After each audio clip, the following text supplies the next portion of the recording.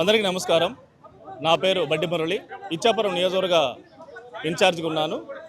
ఈరోజు మేము ముఖ్యంగా మాట్లాడుకోవాల్సింది ఏంటంటే, మాకు దాదాపు 80 సంవత్సరాల నుండి ఈ రాష్ట్రం విడిపోయిన తర్వాత బీసీల పేర్లు చెప్పి ఓట్లు అడుక్కుంటూ రాజ్యాధికారం పొందుతున్నటువంటి నాయకులకు, అలాగే ఈ పార్టీలకు మేము ఒకటే అడుగుతున్నాం. ఏంటంటే, బీసీల పేరు చెప్పి అధికారాన్ని పొందుతున్న మీరు ఈరోజు బీసీలకి మీరు ఎందుకు వెనుబడిపడుతున్నారు? కానీ ఈరోజు అటువంటి ఆలోచనలు ఉన్నటువంటి పుట్టిన పార్టీ భారతీయ చైతన్య యువజన పార్టీ. దానికి మా నాయకుడైనటువంటి వ్యవస్థాపక నాయకుడైనటువంటి రామచంద్ర యాదవ్ గారు మా బీసీల కోసం అని చెప్పి ఒక 5 డిమాండ్లు పెట్టిన తర్వాత, ఆ డిమాండ్ల కోసం న్యాయమైన డిమాండ్లు పెట్టిన తర్వాత కూడా ఎందుకు ప్రభుత్వం స్పందించట్లేదు? అంటే ప్రభుత్వం ఇంత డొల్లతనం చూపిస్తుందా, లేకపోతే బీసీల తాలూకా అసమర్థతను కానీ పర్యవేక్షిస్తుందా?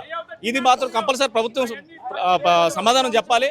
ఒకటి మా అసమానత, లేకపోతే ప్రభుత్వ తాలూకా డొల్ల, ఈ రెండు ఏదో ఒకటి చెప్పాల్సిన బాధ్యత అయితే ప్రభుత్వం మీద ఉంది. లేదన్నట్టుంటే ఈరోజు రామచంద్ర యాదవ్ గారు ఏదైతే తలపెట్టారో ఈ దీక్ష కోసం తప్పనిసరిగా ఈ బీసీ మంత్రులు కానీ, బీసీ ఎమ్మెల్యేలు కానీ లేకపోతే మద్దతు తెలియజేయాలి. అలాగే ప్రభుత్వం స్పందించి తక్షణమే ఈ దీక్షను విరమింపజేసే పరిస్థితి తీసుకురావాలి. లేదు అంటే మా నాయకుడికి ఏదైనా జరిగితే తప్పకుండా ఈ రాష్ట్రం అగ్నిగుండం అయ్యే పరిస్థితి ఉంది. లేదంటే ఏ బీసీ ఎమ్మెల్యే అయినా, ఏ బీసీ మంత్రి అయినా తన నియోజకవర్గంలో తిరగలేని పరిస్థితి మేము తెస్తాం. అవసరం వస్తే సచివాలయాల నుండి ప్రతి ప్రభుత్వ కార్యాలయాన్ని ముట్టడించే పరిస్థితి ఏర్పడుతుంది. ఈ రాష్ట్రంలో 52-53% ఉన్నటువంటి బీసీలకు న్యాయం జరగకపోయినప్పుడు మీరు ప్రభుత్వంలో ఏం ఏర్పాటు చేస్తున్నారు? మీరు ప్రభుత్వం ఎవరి కోసం నడుపుతున్నారో కూడా సమాధానం చెప్పాల్సిన పరిస్థితి అయితే ఈరోజు ఈ కూటమి ప్రభుత్వం పైన ఉన్నది.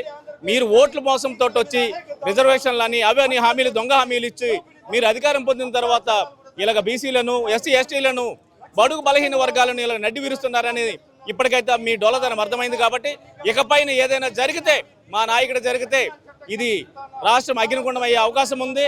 ఈరోజు 12 గంటల లోపల మీరు స్పందించకపోతే మా కార్యాచరణ అనేది ఈరోజు మధ్యాహ్నం నుండి మేము మొదలు పెడతాం.